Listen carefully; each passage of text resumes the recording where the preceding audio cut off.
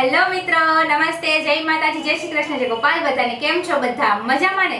તો સ્વાગત છે તમારું અમારી ચેનલ કુકિંગ લાઈફ વિથ આરાધ્યાસ ફેમિલીમાં. તો આજે આપણે બનાવવાની છે નવી રેસીપી અને રેસીપીનું નામ છે પાલક પનીર. તો આજે આપણે પાલક પનીરનું શાક બનાવવાનું છે અને આપણે જોઈતી પૂરતી સામગ્રી પણ લઈ લીધી છે. હવે આપણે કાંદા, ટામેટા અને પાલકની ગ્રેવી કરી લઈશું અને આદુ લસણ મરચાંની પેસ્ટ કરી લઈશું. ચાલો. તો આપણે ગ્રેવી કરતા પહેલા આપણે પાલકને અને ટામેટાને એક મોટા વાસણમાં સારી રીતે ધોઈ લઈશું. તો આ રીતે આપણે પાલકને સારી રીતે ધોઈ લઈશું અને આ જ રીતે આપણે ટામેટાને પણ ધોઈ લઈશું. પાલક તો આપણે ધોઈ લીધી છે, હવે આપણે ટામેટાને પણ ધોઈ લઈશું.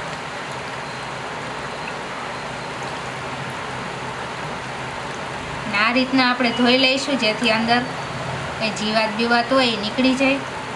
અને મસ્ત આપણા જો ટમેટા ધોવાઈ ગયા છે. તો હવે આપણે આ રીતના પાલકને કટ કરી લઈશું અને આ ઉપરની દાંડી છે તેને ફેંકી દઈશું. તો આવી જ રીતના આપણે બધી પાલકને કટ કરી લઈશું જેથી આપણી ગ્રેવી સરસ બને. હવે મિક્સર જારમાં આપણે પાલકના આ રીતના ટુકડા કરી અને તેમાં નાખી દઈશું ગ્રેવી બનાવવા માટે. તો પાલક તો આપણે કટ કરી લીધી છે, હવે આપણે તેની ગ્રેવી પણ બનાવી લઈશું. ગ્રેવી કરી લીધા બાદ હવે આપણે પનીરના પણ નાના નાના ટુકડા કરી લઈએ. ચાલો.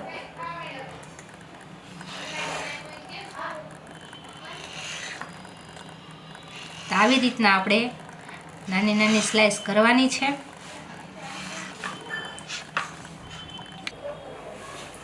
તો આપણે આવી રીતના પનીરના નાના નાના ટુકડા કરી લઈશું. તો પનીરના ટુકડા તો હવે થઈ ગયા છે, હવે આપણે વઘારની પણ તૈયારી કરી લઈએ.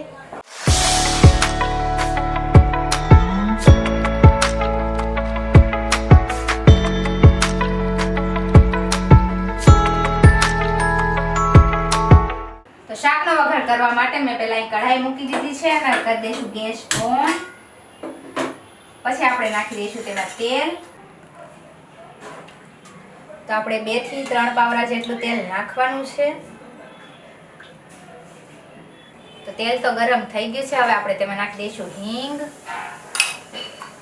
પછી નાખી દઈશું આદુ લસણ મરચાંની પેસ્ટ. ત્યારબાદ આપણે નાખી દઈશું કાંદાની ગ્રેવી અને તેને બધાને સારી રીતે મિક્સ કરી દઈશું.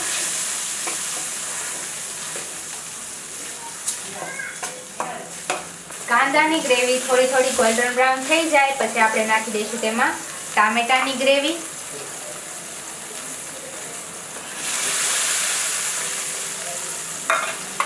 અને તેને પણ કરી લઈશું સારી રીતે મિક્સ. કાંદા અને ટામેટાની ગ્રેવી સારી રીતે ચડી જાય એટલા માટે આપણે ઢાંકણથી ઢાંકી દઈશું. તો આપણી કાંદા અને ટામેટાની ગ્રેવી ચડી ગઈ છે કે નહીં તે આપણે જોઈ. કાંદા અને ટામેટાની ગ્રેવી તો સારી રીતે ચડી ગઈ છે, હવે આપણે તેમાં આપણી પનીરની ગ્રેવી પણ નાખી દઈશું. તો હવે આપણે તેને પણ કરી લઈશું સારી રીતે મિક્સ. હવે આપણે પાલકની ગ્રેવીને પણ સારી રીતે ચડવા દઈશું એટલા માટે આપણે પાછું ઢાંકણથી તેને ઢાંકી દઈશું. તો હવે આપણે કાંદા અને ટામેટાની ગ્રેવી સારી રીતે ચડે છે ત્યાં સુધીમાં આપણે પનીરને પણ તળી લઈએ. તો એના માટે મેં એક બકડી લઈ લીધું છે ને હવે આપણે નાખી દઈશું તેમાં તેલ. તેલ આપણે વધારે નથી નાખવાનું, 1 પાવડા જેટલું જ નાખવાનું છે. તો હવે આપણું તેલ તો ગરમ થઈ ગયું છે, હવે આપણે તેમાં નાખી દઈશું પનીરના ટુકડા. તો પનીરના ટુકડા સારી રીતે ગોલ્ડન બ્રાઉન થાય ત્યાં સુધી આપણે તેને તળવાના છે.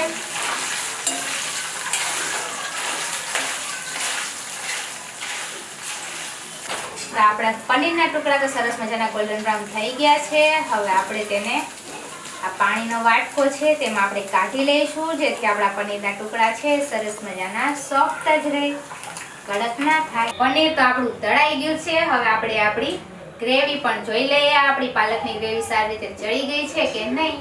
ચાલો.